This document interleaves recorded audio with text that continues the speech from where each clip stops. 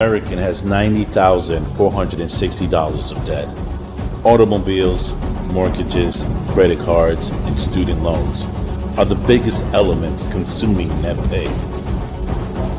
In many ways, the 21st century has many reflections of the roaring 20s. Are we living above our means? Welcome to Coastal Connections with Marilena Echohawk, owner of Unfuck Your Credit. Get ready to fix your credit. All right, hey guys, welcome to Coastal Connections. We got Marilena here. What's up? Hey guys. Hey guys, so we're here today to talk about credit, which is like all near and dear to all of our hearts. And and one thing is we got Marilena here to kind of help us navigate this, with most college kids having massive amounts of debt when they graduate, with adults dealing with divorce, with adults dealing with just different things, losing that job and having to make the difference up. We're going to just tap into Marilena's brain and see if we can get some knowledge. And, me and Mike G, we are all about, saving our money. Ain't that right, Mike? So Marilena, no further ado, I just wanted to ask you a couple questions, and I appreciate you being on the show, girl. Thank you for having me. Hey, you used to be a female bodybuilder pro, and you worked in the banking system. So what made you, I realized as a pro bodybuilder, that it's taxing on the body, and over the years you finally say, okay, I want to eat a cheeseburger, but you look great. And then and the other thing is you actually worked in the banking system. So you got a firsthand knowledge of people's struggles financially. So kind of give everybody like where you're from, your journey. And I know you speak Italian, so I may pick on you. I'm just joking. And I'll get all embarrassed. I know. Just give everybody a little bit of your journey. And then we're going to get into questions of how we can help these our guests, fix their credit or help themselves. Yeah, for sure. So I started out in banking when I was 19. I was in the banking industry for 20 years, and I, just kept going up the ladder and had my own branch, and I loved it. I loved my clients, what I did for them, but I was tired of the corporate world and I wanted to work for myself. So in the midst of all that, I was an athlete. I was a pro IFBB pro physique girl. I started out in figure, and then you just it was a lot. And I have a daughter as well. So, I missed out a lot of, the good stuff with her, like eating all the time with her. But yeah, so then I decided to go out on my own. And I think I'm passionate about credit because a lot of people just don't know. And it's just the lack of knowledge out there, because they think that they're doing one thing correct and it could actually hurt their credit. So that's where we're at right now. And I love what I do. I'm passionate about it. And I, build a huge relationship with my clients, and it's a lot of fun. All right. So so let's talk about the one thing is about when I, in the 80s and early 90s, they started these companies called credit consolidation companies. And then you found out there was a little bit of fraud going on, in the end of class action lawsuits. So the thing is, when people realize, and divorce is a great one, after people get divorced and they realize they have to rack and stack their bills and everything, how you as a person, how do you advise them that not to go out and buy anything new because you're having an emotional event, but how to use, just settle down, breathe, and, kind of restructure their life? I usually don't get them while the divorce is happening. I usually get them after the damage is done. But, it's tough because they want things, split in half. One of them will say, well, I'm not going to pay. You're the one who, created this debt, whatever. I just feel like it's going to affect both of you. And my advice to people is just handle it civilly. And at the end of the day, you guys were married, and you have to pay it off, because it's going to haunt you forever. So, all right. Oh, and that you said the thing about paying it off. So what are some of the myths out there? Because some people say, I can pay late. I'll be 30 days late. It's not going to hurt my credit. But what is the truth behind, here's the best thing is, how do you get to that 700 beacon score? What are some of the key pointers that you give people to say, this is how you're going to fix your credit to get it to that score where you can do what you need to do? Well, there's a lot of factors, and, the factors are, obviously, how do you pay your credit? And people say, 30 days late, you're good, whatnot. But one 30-day late could hurt your score like 60 to 100 points. And that's huge, right? Because if you're already at a 660, now you're you're down to 600, and that's a huge difference in interest rates and all that. So not only is your payback, but what your variety. So if you have just credit cards, loans, how long you've had it. So if I have all brand new credit, I just went out and got a bunch of credit cards, I'm going to look like more of a risk than somebody who's had established credit for years. And that's how lenders look at it. And then also your utilization. And, utilization is huge because people are like, they have a $5,000 limit, they have it maxed out. That kills your credit score. The key number is to keep your balances below 10% of your limit. So if you have a $5,000 limit, you want that under $500. Doesn't mean you can't use it, up to 5,000. But the day, and this is the key to it too, is a lot of people don't know this, but the day they report it to the credit bureaus, which is different than your due date, is the day that you want that balance below the 10%. And all you have to do is call your credit card company and say, hey, when do you guys report to the credit bureaus?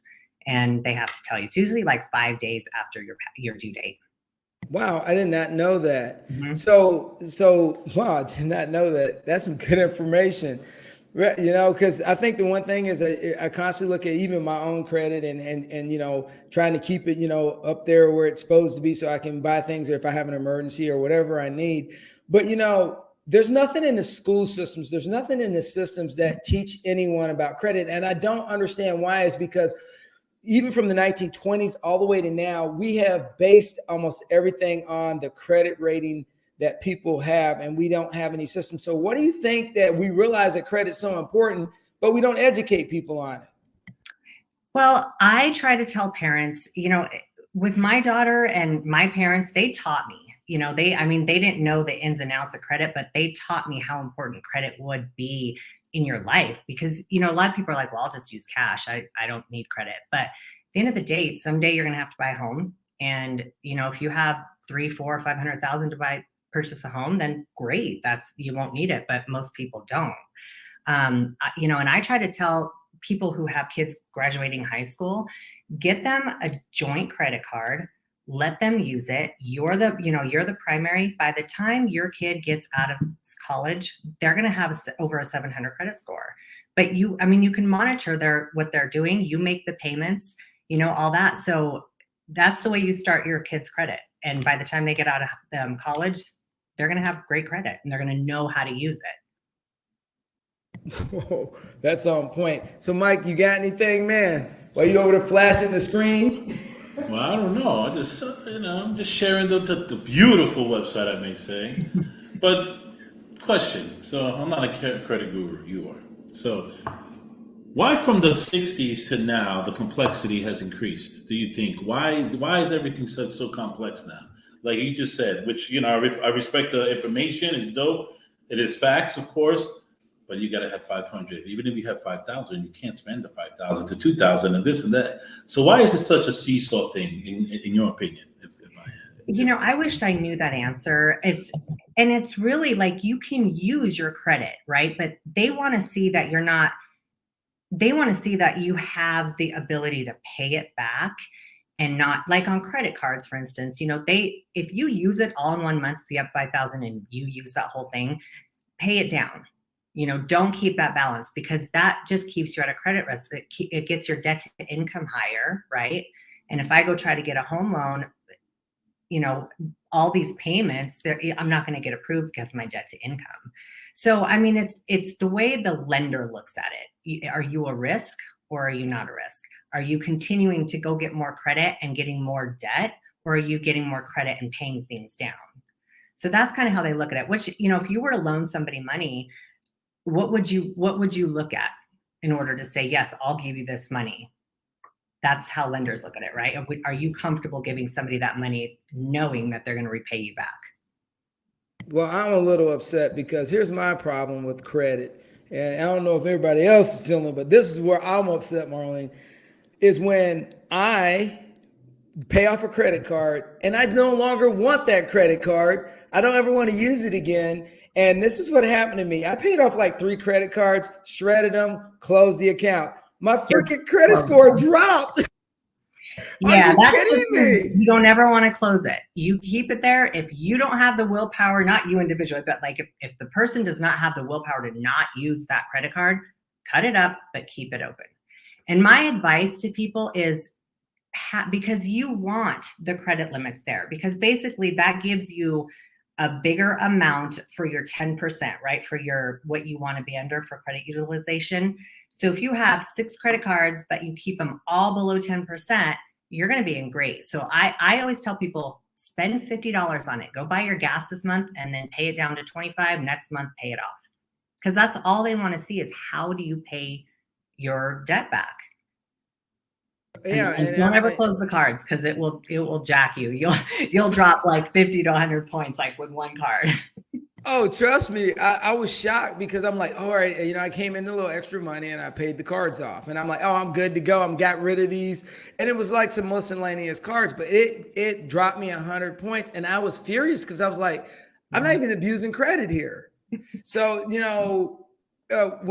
you're working with that with loans, so your credit impacts the way your interest rate for loans. So to kind of give me an idea, so how does the interest rate work with loans, and why do all 3 credit companies, Experian, TransUnion, and what's the other one? Equifax. Yeah, Equifax. Why do they come up with different scores? And it depends on who you're going with. So you may have a 700 with Equifax, but you got a 650 with TransUnion. So what is going on? That's a great question. So not everybody reports to the same bureaus. There's a ton of bureaus out there. There's bureaus that will report certain things. Those are the 3 major ones, right? So you always hear about them. The reason being is because I, as a company or collection company, I may report just to Equifax my collections for like medical, right? So Equifax may have this company that just sends it to them, and TransUnion and Experian didn't get that collection. So it's not reporting on that bureau. So that's the differences. So, I mean, that's the major differences. And, I might have a company that reports an account that's in good standing, but they're not reporting to the other bureaus. So that's the big difference in everything. All right, because one thing we did do is like 3 of our daughters have already bought a home in their 20s, and I think that was a big deal because I told them that a mistake I did make is growing up is when I did have the cash and the ability, I didn't buy a house when I was in my 20s, and I kick myself every day thinking if I bought these 2 houses in California, what else in California? Woohoo! Right. So I mean, with the way the housing market's changing. And the price of living is just going through the roof. I don't know about in Denver, but here in Tampa, the cost of living is, an apartment is almost $2,000 a month for a 1,500 square foot or 700, 800 square foot apartment. But I know you're out in Denver. The question I got is, but everything's driven off your credit. So what I'm starting to see now is that college kids, they have no credit debt, but they can't get an apartment because they have no credit history. Right. And that's the key to the parents. I mean, it all starts at home with everything, right? Like if the parents need to understand that credit is so important, just to even get an apartment, to get a cell phone, and that's huge. And if you don't have it, then you're going to put a bigger deposit down, even for like a cell phone, you're going to have to put a deposit down. You could always get co-signers, but at that age, you should have something established. Even if you get a car loan and joint car loan with your parents when you first turn 16, you got to teach. I mean, my big thing is teach your kids about credit. And if you don't know, find somebody that does. I teach people, I don't just take negative items off their credit. We have courses to where I teach them about it, how to utilize it, how to make your credit work for you instead of against you. Okay, so you just went into segued into my next question, and I'm glad you went there. All right, so someone hires you. I mean, it's I hire you, Mike hires you, someone hires you, and I give you you get my credit report. How do you? And if there's a top secret, I don't want to know. But if there's a process, there's a process. How do you get people's credit score up? It's a process. So everybody's credit is different. They're all unique. So what I do is there's a link on my website. It says pull my credit or what's my score. I can't remember exactly how it's worded, but that is their affiliate of mine. So when you work with me, you have to use that affiliate, and it's a credit monitoring system. It pulls all 3 bureaus for you. What I do is I will do a full audit of your credit. So I pull all 3 bureaus, look it over, and then I tell you what's wrong, what looks like, and then obviously I'm going to talk it over because a lot of people have stuff on there that is technically theirs, but it's not reporting right. So the key things I start off with is their name and addresses, because you would be surprised. I don't have a middle name, and they had a middle name on my credit. And I'm like, I don't even have one. So, and that's potential fraud, and it could lead people to put things on your credit that's not yours. So it's a process. I just have to go through everything and talk with my client, see what's theirs, what happened. We really get to know each other, and they have to be very honest with me and tell me, if they had financial hard times, whatever it was. And then I go in and battle for them. So do you talk to the credit bureaus, or do you talk to the companies that they had the credit issue with? It depends, because if it's a credit collection on there, sometimes I have to go straight to the collections, and I don't talk to anybody. I'll write their letters, send it to them. I send everything certified. Our clients get everything back, the responses. There's laws in place for everything. So depending on how long the collection has been on there, if it's over 7 years, you can't collect. You can't sue me for the debt, and it's a statute of limitations. So I tell people all the time, this is huge, so please listen to this: do not pay old collections, because all you're going to do, and I understand you're trying to do the right thing, and people are always like, oh, I just paid that off. I'm like, no, why didn't you call me first? But what happens is if I pay an old collection and I don't get them to delete it, what happens is it's going to start over for another 7 years to report on my credit as a paid collection. So what happens then is my score drops again. So it's a game. I call it the credit game. You just have to know, you have to educate yourself. And that's the key thing, is I can still usually get those off if you paid them, but it's tough. It's a lot of work to get them. And that's what I was trying to bring up earlier about the complexity of it. Do you see the complexity? Where I asked that question and it just got more complex. Yeah. You don't even know. There's so, as I was telling you that, there's so much going through my head that I want to tell you, but it's she just gave you a gem right there about the 7 years. I knew that. Somebody gave me that. So check this out. I have a question. So I'm getting my credit fixed. It's that time. Not too bad. It's cool, and it's all clear. Now the problem I got. Here we go. It's all clear. We're good, right? Got clean slate. I can't get nothing. Nothing. No credit card. No nothing. Well, why? What are they telling you? You don't got nothing. There's nothing there. Everything's clear. Everything's gone. The company did their job, did whatever. So basically, you had nothing but negative on your credit. Now it's all gone, and it looks like you have nothing, right? Correct. So I'm like, I'm going to tell you a quick story. I had a client that started with me last, I think, March or April, and he never really used credit. He had, I think it was 3 or 4 hospital bills on there. He had lost his job. And he couldn't pay it. It was the deductible. So they threw it on. And so he had he started a 520 with me, couldn't get credit, nothing. So I think that was April. And then in November, he had a 670. I got him a credit card. We put, and the key thing too, is if you rent, get your rent on your report, because it helps with when you go to buy a house. You have to put your rent on your report. You're kidding me. Absolutely not. I've never even heard of that. Yeah. And on my IG, I have a video about that. I made a video because a lot of people they're like, well, I don't, I rent. I haven't purchased a home. I don't have a mortgage history. Well, put your rent on there. But there's a process too. So, but it's easy. I've had my clients put it on and their scores go up 50, 60 points like that in the first 30 days. Wow. I've never even heard of that. that is some serious knowledge, because all the times I rented, I should have had it on my credit bureau. Absolutely. If you get your, whoever you're renting from, there's companies.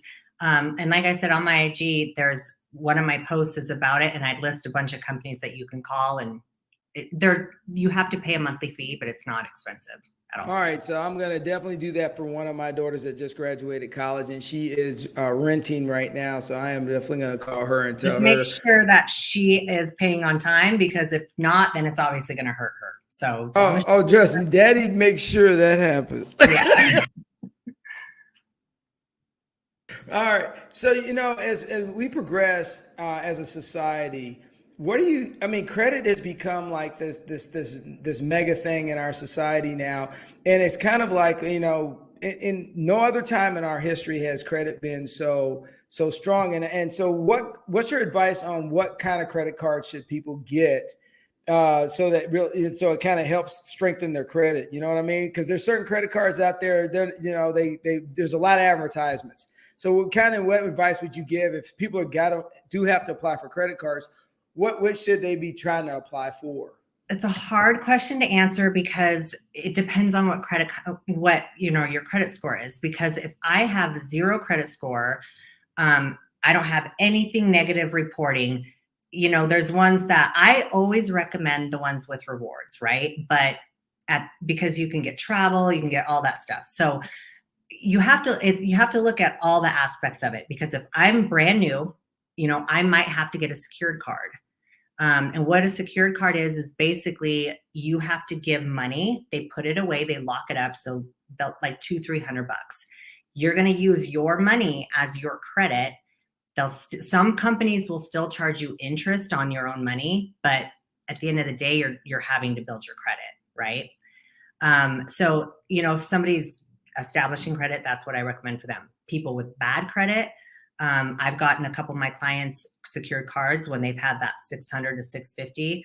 And right when we got them above a 700, we can switch it out and get them an actual credit card. So I always look for the lowest fees, a monthly fee or annual fee, whichever one, the lowest interest rates. And that's really key. It's really what you want out of a credit card. So, and how you're going to use it. So Mike asked me earlier, and we keep messing it up, and it's on us, but how the heck did you come up with the name for your company? Which I like. You'll never forget it, right? It's catchy. Here's why. Because I really battled with it, because I'm like, I haven't been on Google for a year. They just approved me after a year of being in business to be on Google.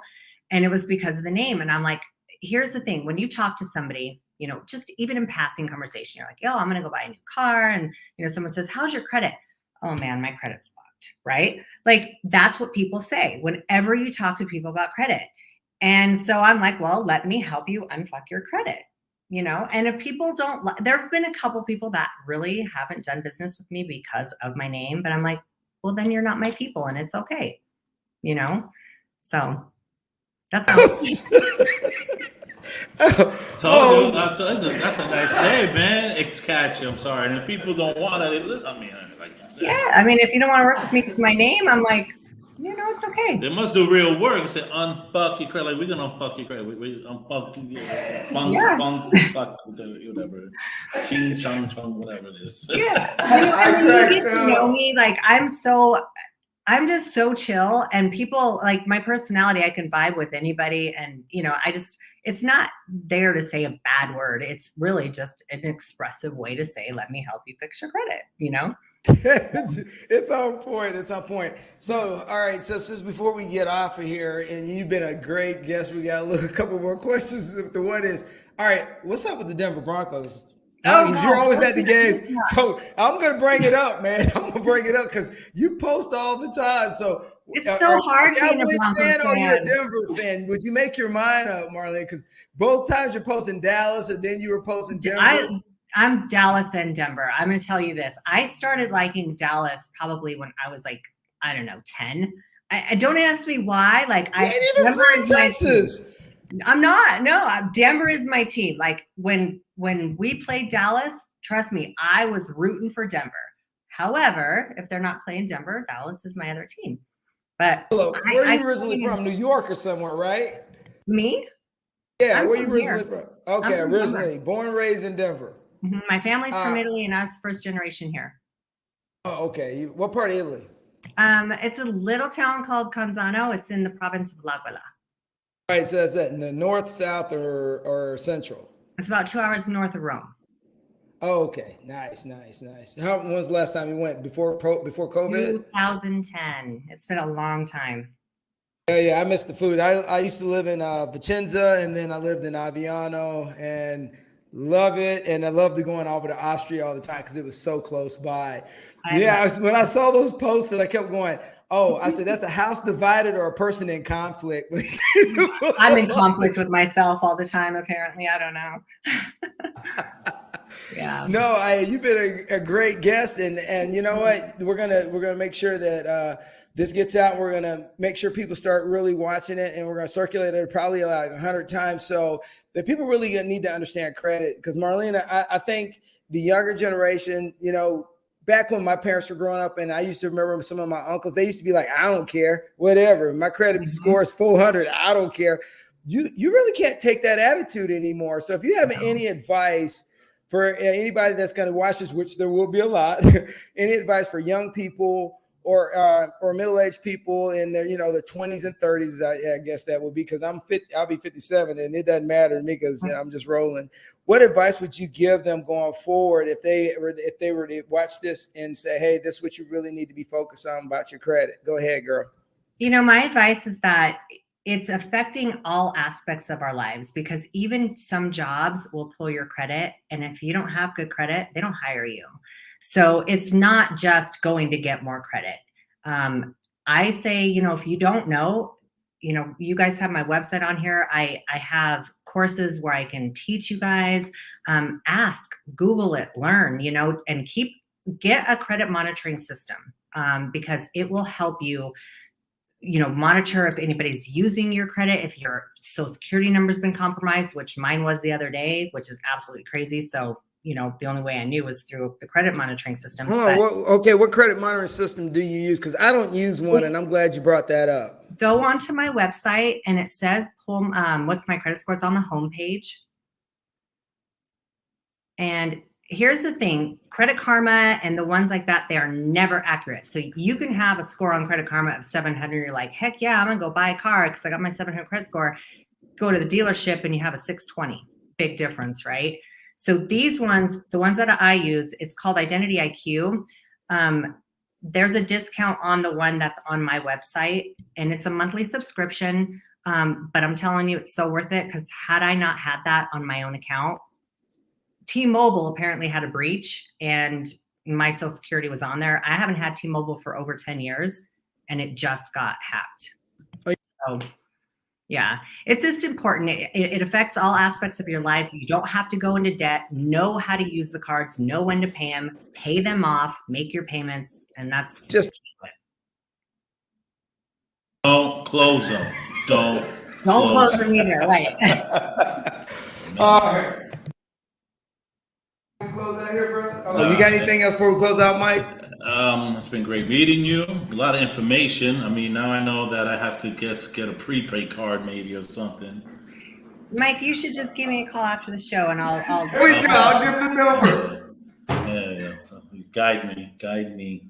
I will guide you for sure. But it's nice meeting you. Appreciate it. We'll Thank talk. you, guys. We'll talk. Yeah, make sure you call me. Thanks for having me. Always. I'm gonna go online and drop my credit thing in there and find out. I make sure I get some security. But as me and Mike always say, Marilena, you have been awesome. And now, did your daughter graduate college, or is she still in? She's still in college. She's at CU Denver now, and she's getting accounting degree. So she's just awesome. She can help. Yeah. All right. So when she graduate? I think she has a year left, maybe. Oh, okay. Well, hang in there. I got one about my last one's about to head off to college. I pray we can get there. But you know what? With everything, I appreciate you coming on the show. And as me and Mike G always say, keep it rolling. Thanks, guys.